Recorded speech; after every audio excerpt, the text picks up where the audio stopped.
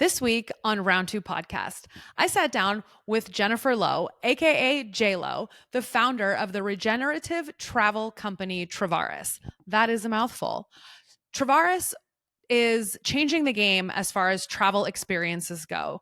And while I knew a little bit about their company because we did spend time in Techstars together, having her on the podcast was such a treat because I was able to learn so much more about their business, about their model, why they're doing what they're doing, how they're doing it, and why they are truly going to be the next phase of regenerative travel in the US and eventually the world. So, thank you as always for being here. Please like, comment, subscribe, all of the good things to Round Two Podcast and enjoy the episode.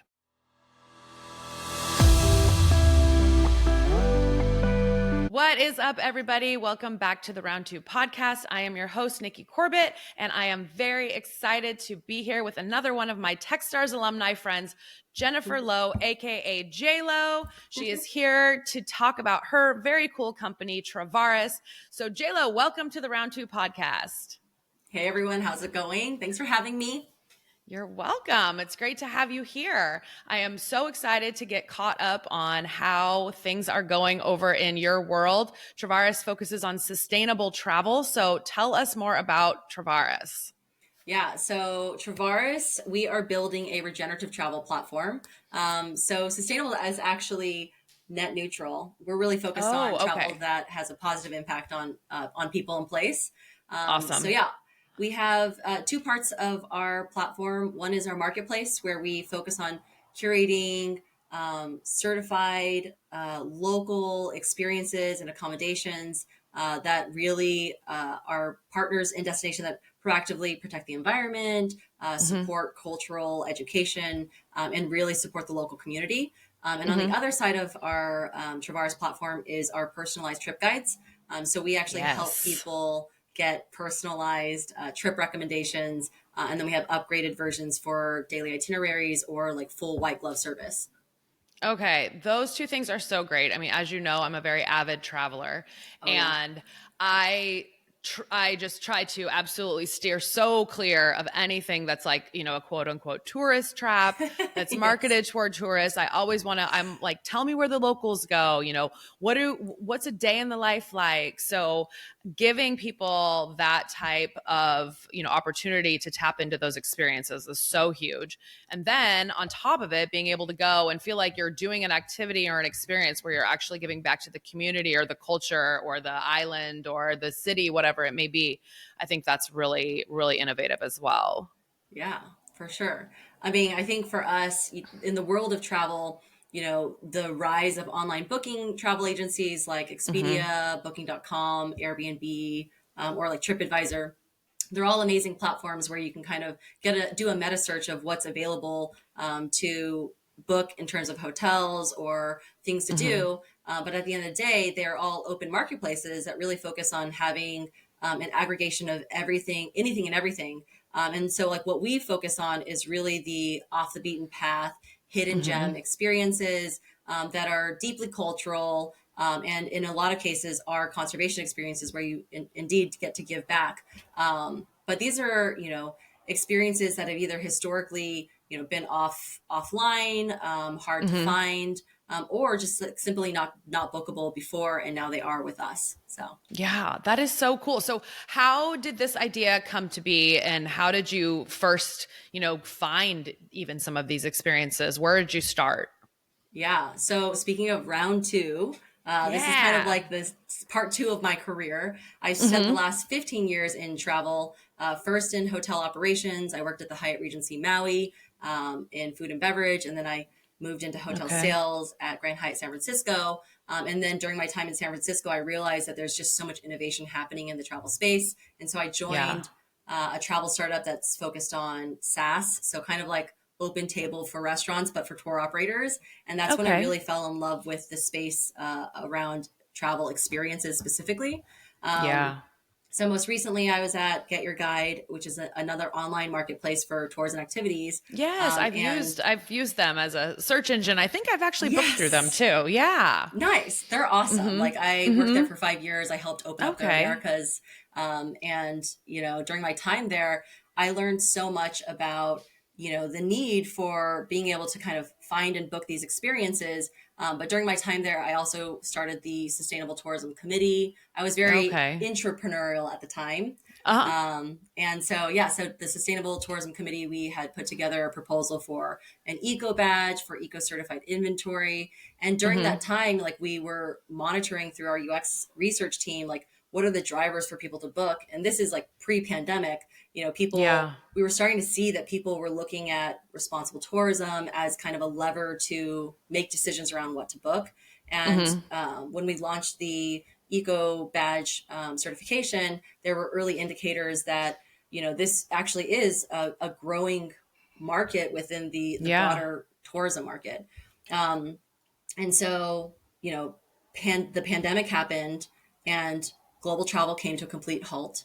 And Yeah. I don't know if you remember, but there were places like Mumbai where you could all of a sudden see the blue skies, or like beaches in Yes. The Thailand where canals in Venice. yes, everybody like Yes. knows exactly like what Mm-hmm. they remember during the pandemic. And it was kind of Yeah. like this huge consumer shift in realizing the impacts of tourism on destinations all over the world. Mm-hmm. And so that's kind Mm-hmm. of been the biggest driver in this growing awareness and this growing market for regenerative experiences, culturally immersive experiences. And at the end of the day, there really hasn't been a platform or a marketplace that has catered to this new growing demand for cultural experiences. So that's what we're Yeah. doing. Oh my gosh, I absolutely love it. So where are you guys focused, or where was your first I don't know, city, state, country, island that Yeah. you started with, building your inventory of opportunities with? Totally. So our goal is obviously to go global and Hmm. really serve this need for destinations all over the world. But as Hmm. you know, in the startup space, you have to have extreme focus, and you have to have Yep. a place where you can really test and iterate and build your product. So we are starting in Hawaii. So if anyone is Nice. headed to the islands of Hawaii, we have all four major destinations open. So Maui, Kauai, Big Island, and Oahu. Um, Wonderful. and we've been working on just curating all these incredible cultural experiences, but we're also Hmm. working on some exclusives. And so with our local partners, we are bringing things online like on the Big Island, we have a partnership with Body Glove and a Koa Coral Reef Nursery, where you Oh, actually get cool. to go to the Coral Reef Nursery with a marine biologist, and you get to learn about these heat resilient coral reef plants that they're, Uh-huh. or systems that they're growing, and be able to feed the coral reef and kind of like be a part of that Uh-huh. educational process, and then get out on the boat with Body Glove and in a smaller group setting, and kind of learn more about the marine ecosystem. So again, Oh, kind of that's like the so whole idea fun. of giving back while also experiencing these really cool things is kind of Yeah. more off the beaten path. Hmm. Oh my gosh, I love it. So, question, because as you know, I just got back from doing some travels, and so while I did some experiences that were, in different places. I also observed a lot of tour groups and travel groups wandering Yes. around the different cities I was in. And I would see these massive groups, and there's like the leader or the tour With guide the with a flag. flag. And then there's Yes. like 35 or so people. So in this situation with what you guys are offering, because some of these experiences, they sound like they are, very very delicate, right? You don't want to have people stomping around fields or swimming in areas that, are vital for those animals or those fish that those live there to not get, sunscreen on them or whatever it may be. So Right. is it more of a small group or a private type experience that you guys are curating? So we have a mix of small group and private experiences. It Mm-hmm. depends on the local partner. But yeah, most of our experiences are small group tours where you get Mm-hmm. to go out with a group of 12 or less. Mm-hmm. And that ensures that the experience is a lot more intimate. But the Mm-hmm. other thing is that we really want to focus on getting you out with a local who is an expert in their field. Mm-hmm. So for example, if you want to go on a zip line experience in Haleakala, you can go out Mm-hmm. with a naturalist with Skyline and actually like learn about the flora, the fauna, their Okay. conservation zone and replant trees, but Oh, you're cool. actually going out with an expert in that space. So it's not just Uh-huh. like going out on a zip line with a tour guide. Rather, you're actually going out Yeah. with an expert in conservation. So it's really I cool. love Definitely that. smaller group. But we have like we're building scale by offering more and more experiences. So there's more Mhm. variety. So, how are you finding all of these different experiences? And are some of these experiences that you offer brand new? And what I mean by that is like maybe I'm like an expert in X, Y, and Z, but I've never thought to offer, a tour in that. So, are you finding those people are like, well, wait a minute, I could do something like that? Totally. Yeah. Some things are brand new, like we're crafting it together with these local partners, and some of them That's are so just a cool. smaller group version that they already have available, and we're just kind of Hmm. curating it for you as a traveler. Oh my But for the gosh. things that we're crafting, we're basing this off of our customer interviews and kind of Hmm. learning more about what they want to do. So Hmm. during our Techstars experience, we did a lot of jobs to be done interviews, and we learned that people want a few things. They want to support local, so that's one Hmm. thing. They want to have cultural experiences, and they want to feel like they're really immersed in that destination. And then Yeah. the other thing is that they want to, not just go to a place and take and exploit, but rather they want to Hmm. have some part in giving back. And so Yeah. what we do at Travaras is, work with these local partners that are already like certified, vetted, sustainable partners. Like Skyline Hmm. is B Corp certified, for example. And then Okay. we kind of tailor and craft these experiences for us as exclusives so that our Hmm. customers can actually travel and experience something that's a little more bespoke and a little more focused on either conservation or culture. So Hmm. yeah, a lot of these things have not been available for booking before, and we're working with local Yeah. partners to make it accessible. And then Hmm. the other thing that's really cool is that tourism authorities all over the world are starting to figure out like how are they going to tackle the issue of over tourism or mass Yeah. tourism. Yeah, Right. That's one of the which I'm things I was sure you. thinking about that I wanted to talk with you about. Yeah. Yeah, so Hawaii is one of the leaders in regenerative tourism. It's a whole new Hmm. category in travel that's focused on travel that gives back and has a net positive benefit to not just the travelers but also the communities Yeah. and the planet. And so they just passed this landmark bill. Governor Green signed into effect in July of this year, or like end of June. And Hmm. basically, it's this huge bill that ensures that there's capacity building, there's funding, a budget that goes towards supporting these local partners to create these regenerative experiences. So, Hmm. one of our newest partners that we're going to be bringing online in the next few weeks is called Men of Pa'a. Okay. It's a local nonprofit where they focus on cultural education, and they have this really cool emu experience. Like when Oh, you go to a wow. luau and there's like the pig that they bury into the oven and they Yeah. do the whole thing. You get to actually do Yeah. that with them and learn about it and like Oh, be with this wow. local community. It's super Uh-huh. cool. That's But we're going to really be bringing that cool. online, and they've historically never had tourists come through their more like community focused cultural programming. So now we're Okay. making this accessible and bookable for really anyone that wants to travel to the islands and learn more about That's culture. so cool. So I cool. love that. I really think that this is something amazing because I think about as you're talking, I'm thinking about all the different experiences that I've been a part of as I've traveled, and one of the things I love is I love doing food tours. Mm-hmm. So I'm always looking for those, and I've got really lucky a few times where it's only been, maybe it was like more of an off season. So it was like Mm-hmm. only me and the person that I was with, or maybe me and the person I was with and one other stranger that we then became friends with. And it feels so much more exclusive and it feels really exciting. And just a couple weeks ago, I was on the island of Crete in Greece, Mm-hmm. and we signed up for a tour, and it was to go to a winery, an olive oil mill, and a place where they make raki, which is like their hard liquor drink. It's kind Mm-hmm. of, ooh, it's strong. um, but It what was sounds. funny is we ended up we ended up being the only two people that booked. So we were like, ooh, private tour. This is cool. And then when we were at the winery and we were wrapping up there, our guide was like, hey, I didn't know, but the olive oil mill that we were going to go to is actually closed today. So we're going to go to this place where they're making raki. Instead of doing that, and then we'll go to a different olive oil place after. And we were like, sure, we're so easy, like no problem. Mm-hmm. Well, the place that we went for Raki, it honestly felt like we were in somebody's garage.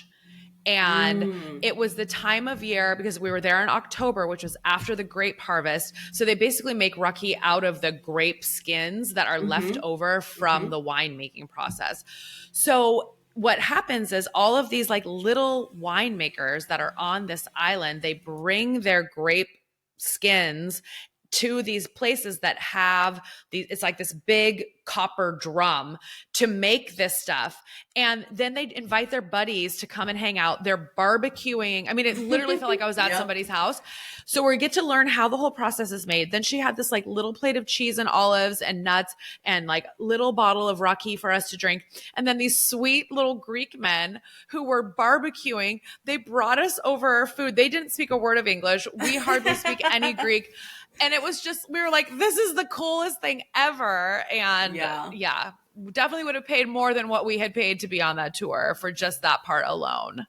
Yeah. I mean, I think that there's something to be said about really connecting, you know, authentically with local culture and like local people. But there's a right way to do it, right? Like you don't want to send everybody to the same local spot where everyone, you know, goes to, but rather, you know, on this food tour, it's in an environment where they're expecting tourists, but it's also still deeply cultural to them because obviously this is like the time of year where they harvest and they really start to make that that liquor. And so yeah, in that scenario, like that's like the best way to really connect with locals. And that's what we want to build more of is not necessarily help travelers live like a local, because at the end of the day, like you don't want to necessarily live like an American in Greece. Rather, you want to experience local culture and in a respectful manner. And so that's really what we focus on is around education and preparing people to go in destination. We provide a lot of resources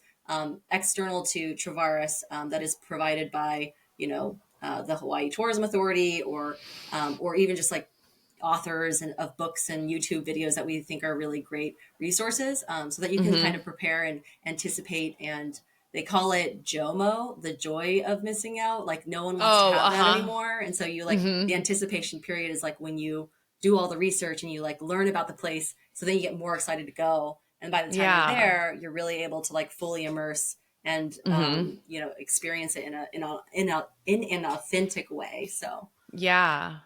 No, that's so cool. So Hawaii obviously is a gorgeous, beautiful destination. So you've got things going on in all of those different islands. How is your expansion? What does your expansion plan look like? Yeah, so we are going to stay in Hawaii for the foreseeable 12 to 18 months because there's so much that we want to build in terms of our product development. And also we have really great relationships with our partners where we're able to kind of test and pilot things with them. And so that gives us kind of the room to test, to get customer feedback and iterate. Sure. But our goal obviously is to go global. So what we have been really looking at is where are destinations already proactively regenerative and focus on this type of tourism model. So like New Zealand, Costa Rica, Mexico, there's like destinations that we really want to prioritize because we know that these places already have not only the inventory, the experiences that we can curate and bring online, but also more local partners that we can work with to continue the expansion. Yeah, no, that's so cool. And, you know, I keep thinking about, or I keep going back to what you said about how there's people that you're basically like bringing jobs to these places as well. Because if I'm just like, oh, I'm really smart at XYZ, but I've never done it as a side hustle or, you know, taken people on it and gotten paid for it. Now these people are probably saying like, wow, now I can do this and make money. And then like people are getting a cool experience and they're giving back to my town or my city. And that's so neat. So I feel like you guys are so, it's like multi-layers with what kind of value you're providing. Oh yeah, it's like definitely from like the core of our business, our mission to make regenerative experiences, accessible and available, and also support not just travelers, but the communities in which we're operating, and also the planet, the environment, like, all that's super important. But Mm-hmm. yeah, like it in a lot of these types of overloved destinations like Hawaii, like Greece, tourism Mm-hmm. is such a huge economic driver to these destinations. Huge. And Yeah. so, how do you ensure that tourism can be a force for good instead of a Mm-hmm. force for exploitation? And I think Mm-hmm. this is kind of the starting point of a new business model that really focuses on stakeholder management instead of shareholder management. So, a Mm-hmm. lot of these huge corporations are publicly traded, they have fiduciary duties to their shareholders, which Mm-hmm. means that their sole job really is to ensure that they're following the laws and also Mm-hmm. maximizing profit. Right. And for us, we are a C Corp, but we are privately held. And so that means that we can kind of dictate what are the most important aspects of our business operations. So we're not Mm-hmm. just looking at, corporate revenue and profitability, but we're also looking at balancing that with stakeholder management, which includes government. So working Mm-hmm. with the Hawaii Tourism Authority, with the CVBs, with the Kilohana Collective, also Mm-hmm. working with the local operators and cultural practitioners, and ensuring that we're Yeah. really doing it right. And so that um, uh, Hawaii Tourism Authority says it's like kind of like the triangle that has to be in balance. It's like you have to Okay. have the host, the traveler, and the place all in balance, or else Mm-hmm. it wobbles. But yeah, Yeah. that's really what we're really looking at, is just trying to make sure that we're building a business model that is that serves people and planet. I think that's so great. I think that you guys should definitely figure out how, like, who you need to be talking to in Greece. I mean, obviously I have a vested interest in the country itself. However, I did pay a lot of attention to, different social media folks that are, Greek, and their whole platform is about tourism, and some of the things that they're talking about. I mean, I think that even the government was saying that they might have to start limiting how many people can come to their islands at Mm-hmm. these certain months of the year, because they've just been so overcrowded, overrun. The locals have been unable to even like go out to dinner. They're kind of telling them like stay home because there's too many tourists to Ugh, accommodate you. Like, could you imagine living on I this beautiful can't. island being told for a couple of months during this summer that you can't go and like enjoy the restaurants? Like, how It's sad. terrible. Oh, Yeah. totally. I think this is And where just tourism the authorities are cultural really respect. Oh, sorry. right. The I was going to cultural say, like, respect, I tourism think, is authorities so are. important. I love that we're about talking. I have a point to make. Yeah, Yeah. cultural respect is super important for sure. Mm-hmm. I think that there's a few ways to tackle this. One, as a traveler, you can decide to visit what we're calling like detour destinations or second tier Mm-hmm. destinations, which have Mm-hmm. just as much culture and authenticity as major destinations like Paris and Rome and, Mm-hmm. and London. And that Totally. kind of helps disperse travelers across more destinations, and also Mm-hmm. helps ensure that the economic support is being shared amongst other destinations, not just the primary ones. The Yeah. other thing is tourism authorities around the world are starting to push back and try to figure out like how do we combat over tourism. And so like Mm-hmm. Greece, in discussion of potentially putting caps on tourists. Venice has been implemented a day tripper fee where you have to actually Oh. pay a fee to go into Venice for the Mm-hmm. day. And there's other places like Kyoto where they put bans in certain areas. So like the geisha Okay. districts where people like to walk through the alleyways, like Mm-hmm. are no longer accessible to travelers. And so Mm-hmm. I think we're going to continue to see more and more of that, which is why Yeah. building a platform like Travaras is so timely, because Definitely. because like right now this is this moment is so like the impacts of over tourism are so visceral. Mm-hmm. It is crazy. I mean, for me, as a Greek American, I definitely don't want to be in Greece during those couple of months in the summer where everybody wants to go to Greece, because I don't know. I don't get joy out of being shoulder to shoulder in any type of environment unless perhaps it's a concert or something, like Yes, where it's there's like a time meant and to be place. like that. There's a time and place. And it's funny. I was actually in a museum in, um, Vienna. And I got there shortly after it opened because like I just said, I don't like a lot of crowds, but I wasn't really expecting a lot of crowds. And what was so funny to me is there were two tour groups that, had tour guides that came through this museum, but they were going at such a pace that it was like they came behind me, they passed me, and they were gone before I was even out of the following room. And I thought, are these people who are paying for this tour even learning anything? Are they understanding what this museum is about? It seemed like they sprinted through. And I was like, oh, okay. And at one point I just stopped. I'm like, I'm just going to let them go through, because I actually wanted to read what I was learning about and walk away feeling like, okay, that was a good hour and a half spent. Yeah, totally. I mean, okay, so there are definitely different types of travelers out there, right? Like there's a standard tourist that kind of wants to hit all the top spots. And, if you're looking for the top 10 things to do, TripAdvisor is a great place for you to go and buy the tickets and join in tour groups. But when it comes to wanting to get off the beaten path and kind of avoid the crowds, that's where we come in. Because I think, what we've learned from our customers is that they want cultural authenticity, but they also want more control of their time.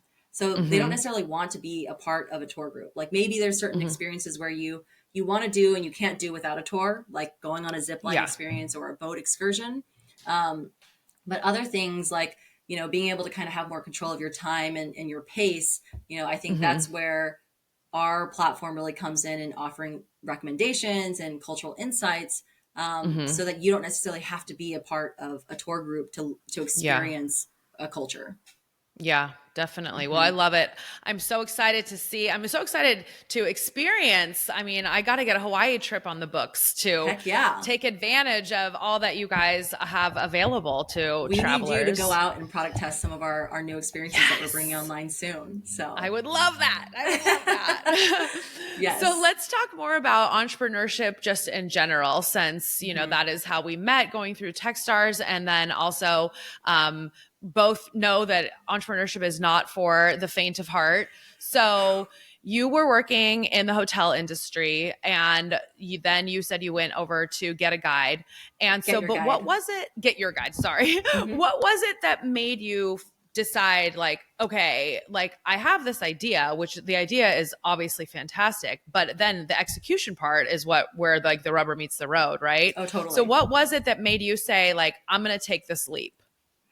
Oh man, it took a lot for me to get to a point where I was like, okay, I'm ready to make the leap. I think I'm kind of a person that likes to learn everything before I do it. And so the entrepreneurial work that I was doing at Get Your Guide was super helpful in kind of like laying the foundation of, stakeholder management and ensuring that I knew how to manage projects and be strategic. But I actually ended up going back to school. I got my executive MBA from Berkeley Haas. And studied overall business acumen and understanding like financials and new venture finance and things like that, but also with a focus on like sustainability, sustainable capitalism, innovation. And so that way I felt like I was ready to take on this venture. And during the pandemic and kind of like reopening of travel, obviously travel was one of the most impacted industries from the pandemic because it came to a complete halt and revenue was at zero. And so I feel very blessed that I had the opportunity to work and support the team through the pandemic. But when it came time to kind of restructure, Get Your Guide had re-centralized a lot of the roles back to Berlin where they're headquartered. And I was fortunately part of the restructure, which was awesome. It meant that I was able to leave the company after 5 years and have a severance and be able to really focus on my final semester in school. I ended up taking like 8 classes. It was insane. Oh my gosh. I know. I was just like, I want to learn everything. I mean, that's so many classes in a like prestigious program. Like, dang. I know. Well, because the program itself, it's full-time. So you have to work full-time and go to school. And so for the first year and a half of my education, I was working full-time, managing a huge sales team in San Francisco, and then still going to school on the side. So being laid off. Time management skills peak. I know. You just have to like be able to do it all. So I just really doubled down on my education. And by the time I had graduated in June of 23, I felt really ready. I think this Okay. is different for everybody, right? Like, you know Yeah. what your risk tolerance is. And I felt like I was de-risking my venture by like ensuring that I had the right, foundation in place. Mm-hmm. Um, and then we incorporated in July, got accepted into an accelerator program based in Hawaii. Oh, Did that for cool. 3 months, and then came out of that the other side with a beta site, live and ready to kind of level up. And that's when I got into Techstars. And so, yeah, Awesome. I'm big on Awesome. like, always being curious, having a growth mindset, and really Mm-hmm. being open to like learning like what you don't know what you don't know. So learning, the Yeah. skills that you need to be able to execute. So what has been your biggest, like your proudest moment so far? And then I'm going to flip it and ask you what has been your biggest failure so far? Oh man. Okay. So proudest moment, I would say, I don't know. This last year has been so incredible. Like, we've gotten to Techstars, we Yeah. got into Blue Startups, we learned so much. We launched our pilot, we pivoted, we relaunched a new pilot. Like, there's just been so much. If I had to choose one moment, I would say this last trip back to Hawaii. We were invited to speak on a panel for the Hawaii Tourism Authority, Oh, good job. specifically That's around. great. It was awesome. Like, we got to talk about regenerative Yeah. tourism and sustainability Mm-hmm. certifications, and connect with these local partners and also the tourism authorities, and really be a part of that community, and Mm-hmm. ensure that we're really fully aligned in what our mission is and what they are trying to achieve in destination. And I don't know, it was just like one of those moments where you're like, wow, you like 15 years ago, I moved to Hawaii to work at Hyatt Regency Maui, and, you know, never thought that I would spend my career, finally Mm-hmm. full circle coming back and being, on the stage to talk Oh, about that's regenerative tourism, what I awesome. love. So that was, I think that was Yeah. a full circle moment for me. That's so cool. Good for you. I love hearing that. Yeah. And then as far as the challenges, man, I mean, your podcast really highlights all these different businesses. Every Mm-hmm. startup journey is hard. I think you Mm-hmm. have to really be okay with the unknown and Yeah. be comfortable with being uncomfortable. Yeah. And so I think for me, it's like really being open to adapting and learning and being open to pivoting. And sometimes that doesn't feel great. Like, sometimes you're like, Yeah. you second guess yourself, like, am I making the right decision? Mm-hmm. Or is this the right pivot or the Mm-hmm. right go to market strategy? Mm-hmm. So I'd say, like, in the last year, we have learned so much, but through failure. Mm-hmm. Like, we have this concept of like fail fast in the tech Yep. world. Yep. Like, you want to fail fast, you want to like close your iteration loops, your feedback loops, so that you can iterate faster. And Mm-hmm. that's really what we've been focused on. So I would say, like, right now, our biggest challenge is trying to figure out, like, how are we going to scale Travaras beyond, our current marketing efforts. And if we want to Mm-hmm. have these larger partnerships, like, what's the technology that we do need to build out in order to, get to 1,000 customers a day, or 1,000 Yeah. customers, you know, and beyond. Yeah. No, I think failure, it's so interesting to me. Failure comes up in every single podcast I record because Yep. with like anybody who's achieved, levels of success, there's always been those failures that happen along the way. And I personally think that Yes. like failure is the greatest teacher. It's a gift. Um, I mean, our successes are great and it's great to like be so proud of yourself and to have those moments. But it's also like, okay, like we did all of this. And then it's like, okay, well, what's going to come next? That's going to teach us our next lesson. That's going to enable us to then reflect and then take that step to the next level. And I Hmm. think that failure plays a big role in that. And not being afraid to fail is, I think, a core tenet of successful entrepreneurs 100%. because you're putting yourself out there and kind of like, here we are. Yeah. You got to be all in and just like have conviction in what you're doing, and know, like, just trust the process, like, know that Hmm. you're going to run into obstacles and you're going to fail, and you just have to pick yourself up and have the resilience to just say, like, hey, this is what I learned from it, and keep moving forward. Um, and yeah, that's a scary thing for a lot of people, I think. Hmm. And then also, I mean, so have you guys been doing any fundraising since Techstars closed out? So we actually just launched our fundraise 2 weeks Okay. ago. We had our Oh, first cool. friends and family round, which is Uh-huh. pretty normal for early stage pre-seed companies. Mm-hmm. And yeah, we've had really good traction with our friends and family who have been following the journey since the beginning, and are really Awesome. stoked to invest and have the opportunity to be on this startup journey with us and hopefully Mm-hmm. make them a lot of money. Uh-huh. But I think, yeah, like fundraising is, it's like a tricky thing, you know. I think every founder Yeah. goes through this. But you have like, on one element, you want to be super transparent and in what you're Mm-hmm. building and what you're capable of, and you want to like share your story and all the things.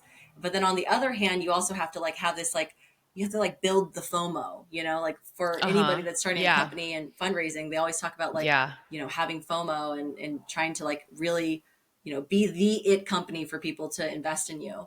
And I Mm-hmm. think for us, our approach is so different Mm-hmm. because while we believe that we are absolutely a highly investable it company, we Uh-huh. also want to find investors that are values aligned with us. And so we've Yeah. been having conversations with like impact investors and climate investors Mm-hmm. and family offices and things like that, where it's like, it's just a different conversation, you know, having, being able Okay. to talk not just business, but also talk on like the importance of, you know, what we're actually doing and what Uh-huh. the impact is going to be.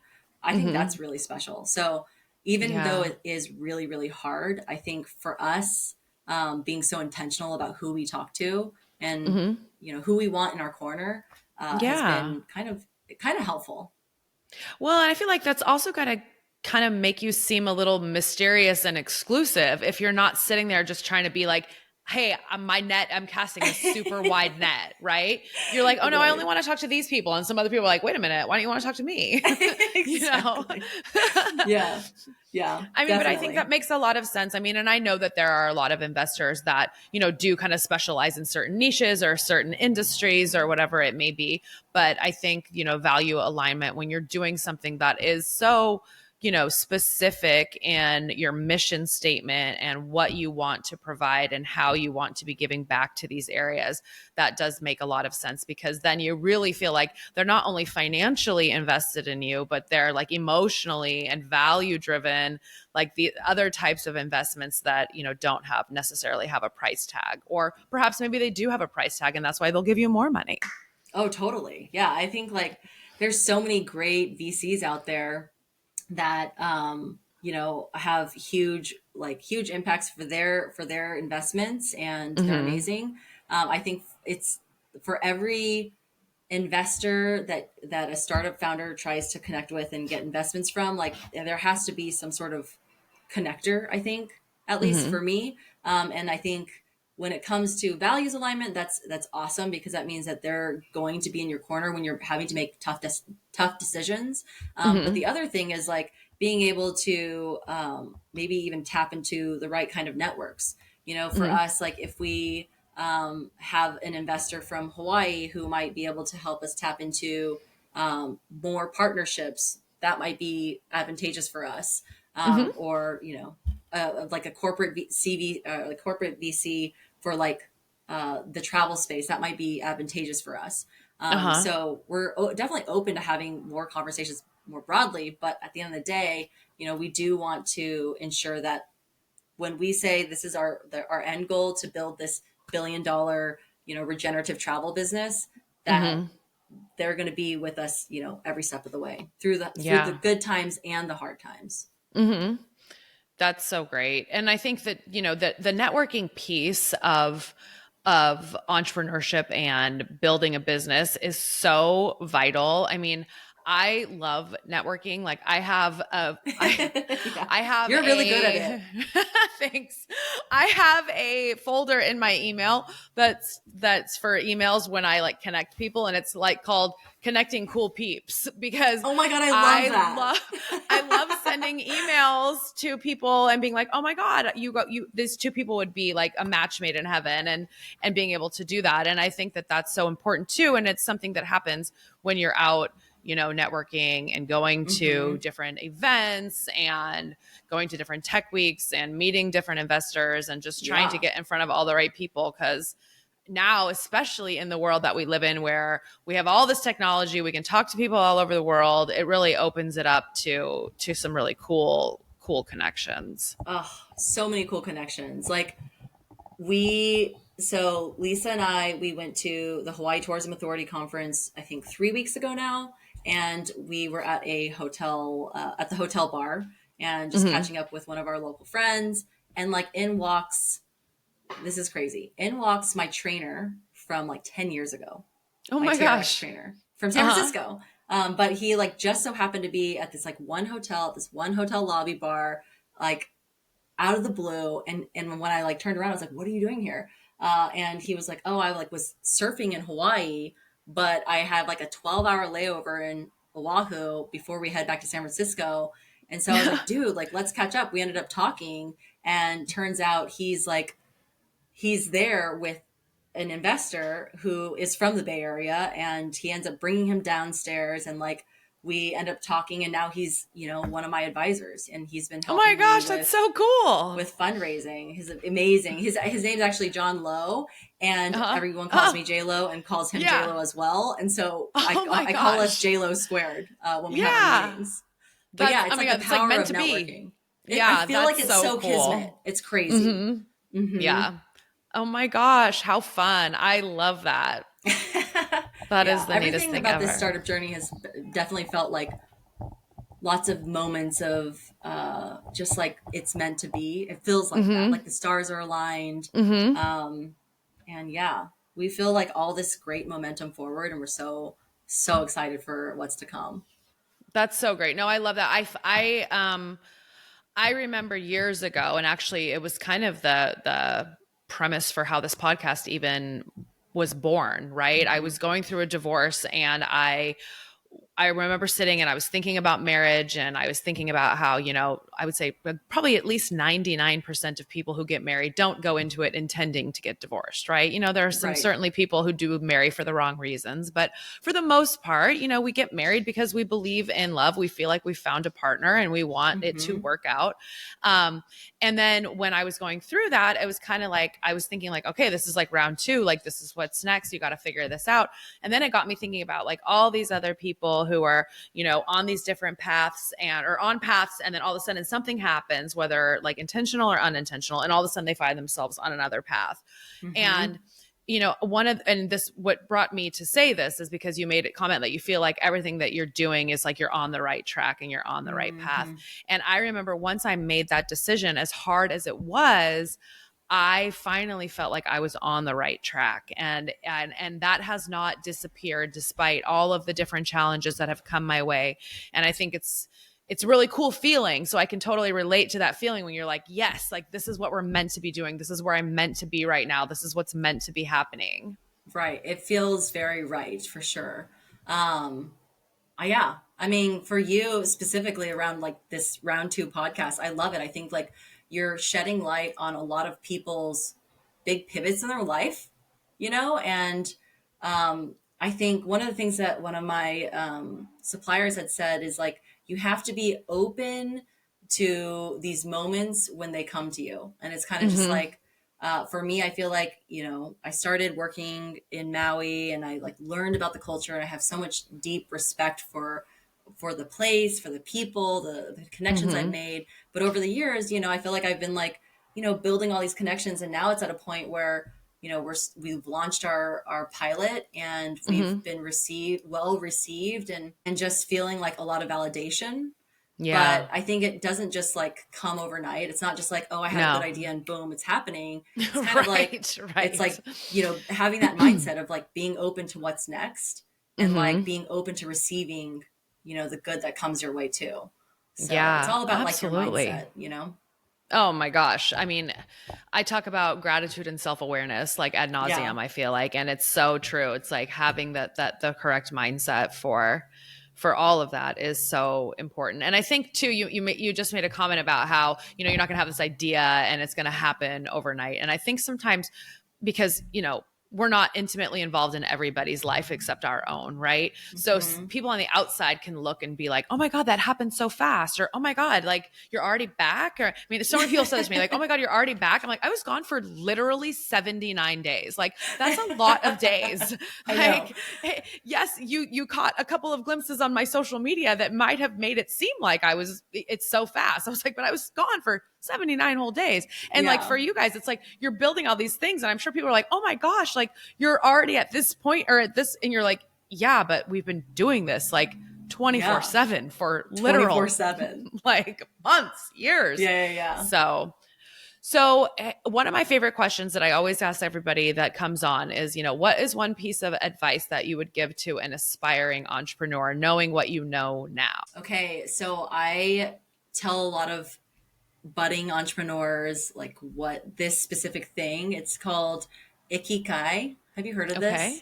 I believe I have, but I don't know it well enough to tell you, oh, I know that. Okay. It's basically like this concept in Japanese that's around like finding like what's your why essentially. But it's not just about like, doing what you love. It's about these like different, it's like a Venn diagram. So essentially it's like, what are you good at? So what are your skills? What do you love? Like, what do you love to do? What are your hobbies? What do you get paid to do? So what are the things that you actually like make money doing? And then the other one is like, what does the world need? And you find the intersection of those four things. And so for me, I've worked in travel for the last 15 years and, I deeply care about people and planet sustainability. I care about being able to experience different cultures and having other people access and experience other cultures as well, because I think it makes us, better human beings. It makes humanity better. Absolutely. So yeah. So for me, I'm like getting paid to do what I love and what I'm good at. We're a founder-led sales team. So I'm working directly with all of our local partners and managing our operations. And then, what does the world need? We need, more human connection and more authenticity and more immersion. And so that's really like, for me, I found like what that why is for me, my Ikigai. And I always recommend people to kind of workshop that out and kind of figure out what are the things that really drive you and like, how can you, build a business around this. Okay. Ikigai. I'm going to do that exercise myself. I love it. I love do that. it and share That's it wonderful. with me. I'd love to look at it. I will. Well, this has been such a great conversation, J-Lo. Thank you so much for being here and telling me so much more about Travaras. Now I'm like even more fired up, as if that was possible to be more fired up than I already was. I love watching your guys' journey. Yes. It'd be so Well, tell amazing. everybody how they can connect with Travaras, please. Yes. So a few ways. If you are heading to Hawaii soon and you want to experience the real Hawaii and you want to connect more deeply with culture, then book a Travaras trip with us. You can do it online right now at travaras.com. And if you are not ready to book with Hawaii, and you want to follow our journey, you can sign up for our newsletter, which is also available on our website. And lastly, it's a great newsletter. Yes, it's like I love your guys' newsletter. It is a good one. Yeah, Lisa does an incredible job. But yes, and then if you just want to connect on LinkedIn, and if you have questions or if you have any ideas on, regenerative experiences that you'd like to see, connect with me. I'm always open to meeting new people and building the network, like you mentioned. And yeah, we are excited to bring this to life, and we need all the help we can get. So we're here for it. Awesome. Well, thank you again so much for being here. And thank you everybody for tuning in, listening. And as always, please subscribe to my YouTube channel, like, comment, share, all the good things. And we will talk to you next week. Awesome. Bye.